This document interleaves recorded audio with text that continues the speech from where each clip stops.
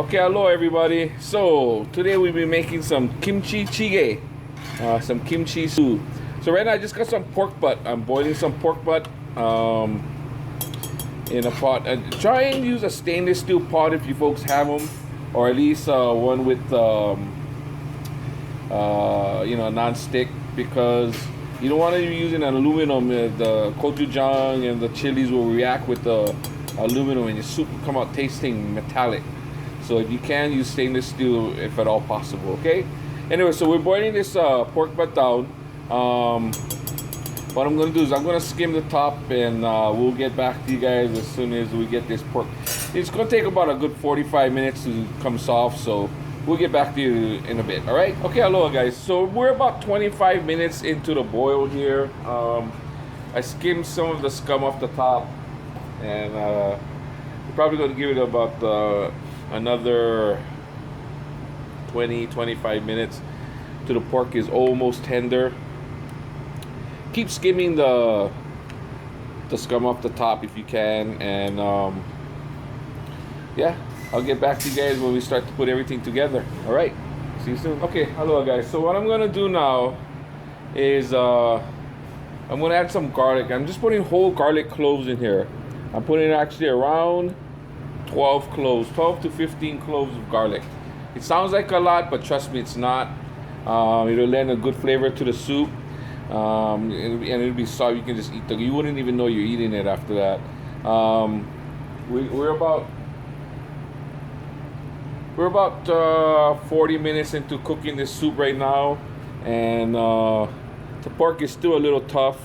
It's still got about a good 30 more minutes, so I'll get back to you as soon as we get this pork softened up, and we'll add the rest of the ingredients in. All right, see you folks in a bit. So let me go through some of the ingredients that we're actually putting into this jjigae. Of course, gochugaru, garlic, some gochujang, and of course, good kimchi. Make sure you got some good kimchi. The older and the riper the kimchi, the more fermented the kimchi, the better the soup. Okay? So I know we all like to get Ham's kimchi when we're in Hawaii or that, but if you got a good place you can go and you got some old good kimchi, get that.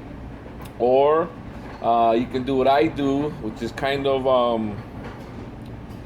what I used to do is if I have a Ham's kimchi, let's just say, I would actually just stick my finger in there and close the cover and let it sit for another 2-3 weeks so it ferments even more.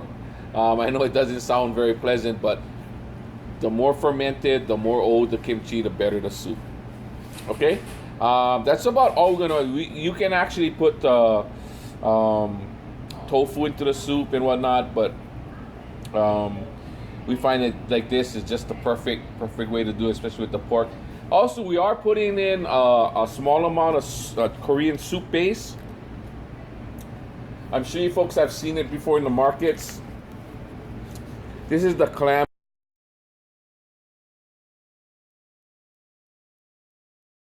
one, but we use the beef one, which the one has the beef picture. Over here you see the beef picture on it. We're adding about, for that pot size you see, I'm adding about 2 tablespoons. And it just gives us the jjigae or the Korean stew a much better fit. It's almost like adding a beef stock or beef stock into your beef stew. It's basically the same thing. Okay, so I'll be back in a little bit. We're just letting the pork get soft, and we'll finish up the kimchi stew. All right, see you folks in a bit. Okay, aloha guys. So now the pork is pretty much I would say 4/5 done, almost done.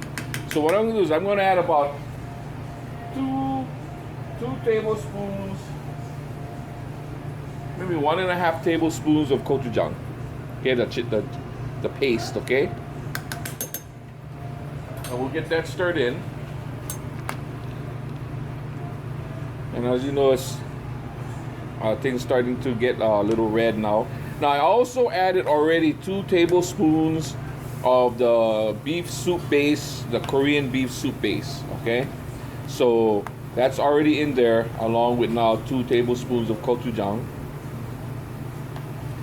So far I got the pork. You know, we boiled the pork till it's almost um, soft, and we got about 15 cloves of garlic in there, and we just added 2 tablespoons of the Korean soup base with the beef. The beef I showed it to you earlier, and I just ordered about 1.5 to 2 tablespoons of gochujang. Okay. Now what I'm gonna do is I'm gonna get me let me get a tongs and I'll be right back. Okay, guys. So as much as kimchi as you want to put in, I'm gonna put in about 1.5 cups of good kimchi, good old kimchi.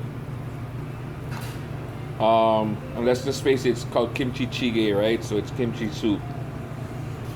This is total. This is a 4-quart pot, if anybody's wondering. So this is kind of you can base your stuff from there, but okay. So that's about almost 2 cups of kimchi. Let's just say it's about 2 cups of kimchi. And I'll have the recipe written down over there. So now I want to just boil this. Now I want to bring this back to a boil, and I want to cook down the kimchi, get it soft, let all the flavors get together. And in the meantime, what we'll do now